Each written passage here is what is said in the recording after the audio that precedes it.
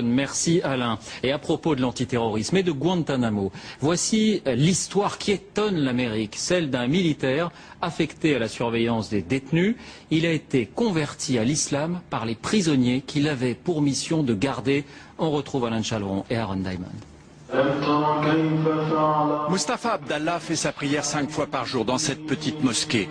5 fois au moins. Il lui arrive aussi de prier seul avec son imam. C'est qu'on le chouchoute Mustapha dans cette petite communauté musulmane de Phoenix en Arizona. Son histoire en effet n'est pas banale. En fait Mustapha s'appelle Terry.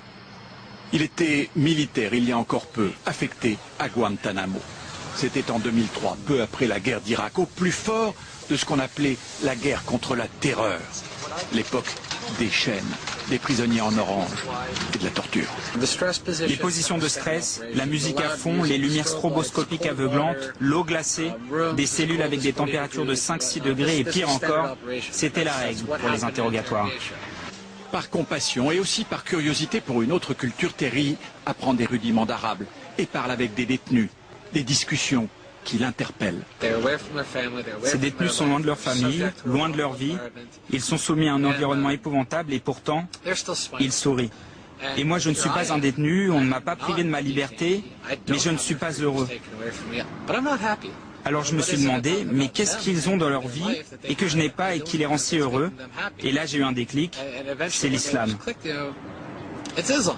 Une nuit de décembre 2003, après une longue discussion avec le détenu 590, un Marocain surnommé le Général, Terry fait le grand saut. Pendant encore 2-3 heures, il a essayé de me convaincre d'abandonner cette idée de conversion. C'est ce qu'il me disait depuis des semaines. Puis finalement, cette nuit, il m'a dit OK et m'a prononcé la shahada.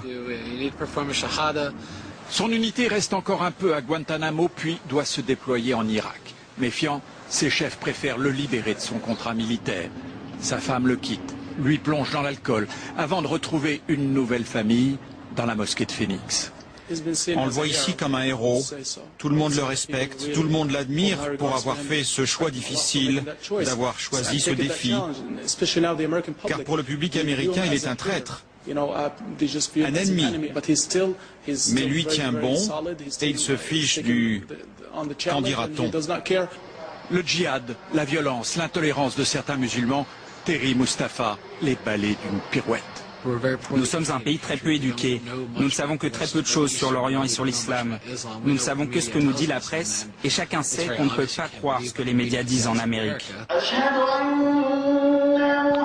L'ancien garde de Guantanamo a retrouvé un semblant d'équilibre dans sa nouvelle communauté, convaincu quant à lui qu'on peut être à la fois un bon Américain et un bon musulman.